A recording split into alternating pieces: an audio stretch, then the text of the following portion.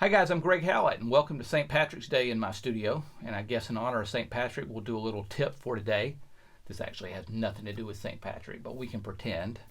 And so I'm going to give you something today. This is a little idea that I pulled from a recent arrangement that I did last month called Look Ye Saints, the Sight is Glorious, which apparently is a song that nobody in the world knows, because I've heard from many of you that say, Greg, where did that song come from? I like it. It's an old tune. Sort of cool. I wanted to do something off the beaten path for Easter. Apparently I succeeded. That must be way off the beaten path. But I'm just going to be talking about two bars in here, and I'm going to pull out two bars and illustrate something. But before I do that, I want to contrast that with another song. This song everybody knows.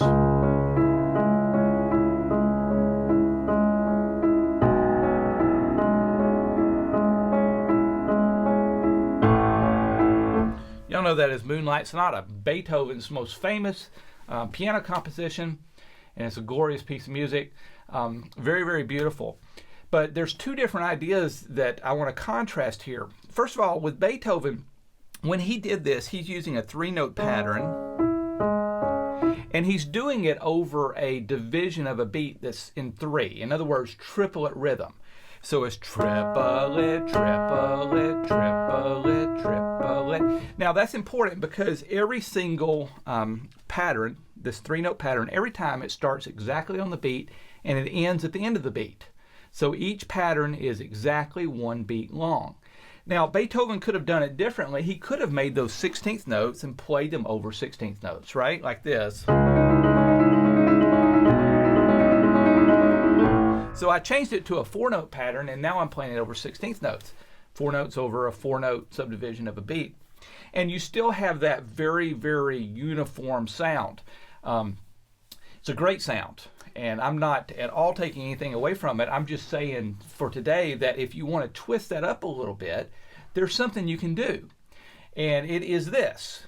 Rather than saying, okay, I got a three-note pattern, so I need to play it over triplets, you can take a three-note pattern and maybe play it over 16ths. Or you can take that three-note pattern and play it over eighth notes. Now when you do that, you create a different kind of sound, because now the pattern is not necessarily starting and ending on the beat. It's more staggered. Here's what it would sound like with Beethoven's Sonata if we played the three-note pattern but as eighth notes. Listen to what happens. I'll count out loud. 1 and 2 and 3 and 4 and 1 and 2 and 3 and 4 and... Let me do it again. 1 and 2 and 3 and 4 and 1 and 2 and 3 and 4 and 1 and so on. Okay, do you hear the little difference? The thing about it is now all of a sudden, the instead of ending, the pattern ending at the end of the beat, the pattern actually takes up a beat and a half. So when you start the pattern again, you're starting it at a different place rhythmically. Make sense? Now, this is what we're doing with Look Ye Saints, the Sight is Glorious. Look at bars 17 and 18. This is eerily similar, except I'm not Beethoven, but it's a three-note pattern. And I am going to intentionally play this three-note pattern over eighth notes rather than a triplet pattern, because what that does is it staggers the pattern so it starts and stops at different spots across the measure, or the bar, underlying bar, rather than at the beginning and end of each beat. For example, let me just play it really simple. The first pattern is this. That's the same pattern 5 times across those two bars. So let me count it and accent the critical beats. 1 and 2 and 3 and 4 and 1 and 2 and 3 and 4 and... Do you hear how that makes a difference? It just creates a little bit of complexity. So let me play it with both hands. 1 and 2 and 3 and 4 and 1 and 2. Basically, you have a more complex sound. Now, notice that we have the second pattern starting at the end of 2. The third pattern is going to start on 4. And then we cross the bar. Okay, so we have the third pattern is D, E, that's the end of 4. And then we're actually going to play the first half beat of bar 2 with the pattern from the previous bar. So this is called crossing the bar. the pattern is crossing the bar. I'm going to talk about that more in just a second. Here it is. Let me give you a little context here.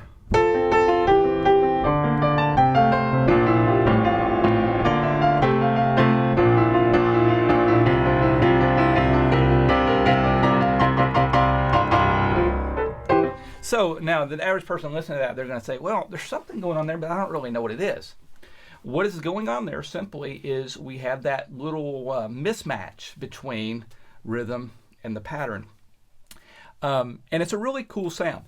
Now, let me talk about crossing the bar here really quick. Remember, I wrote this arrangement for a late intermediate. This is probably early advanced, but late intermediate, early advanced pianist. When you write this way, you have to be careful because it's very, very simple, very, very easy.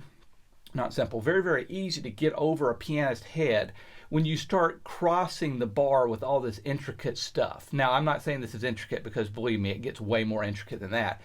But if pianists are not feeling a solid pulse on one, they get a little bit lost very often.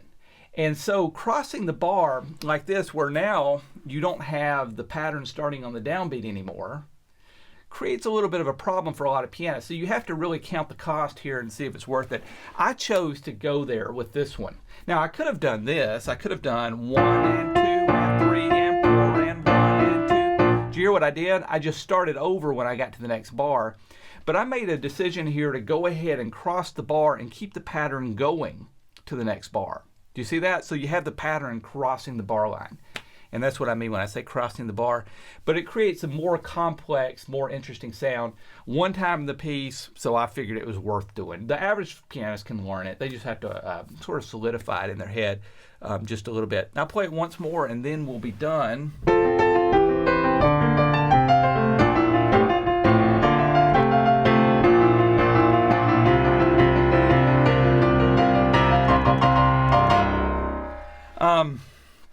That's all there is to it. Hopefully you can use it. I use this kind of thing a lot, and I hope you can use it as well. I'll see you next time.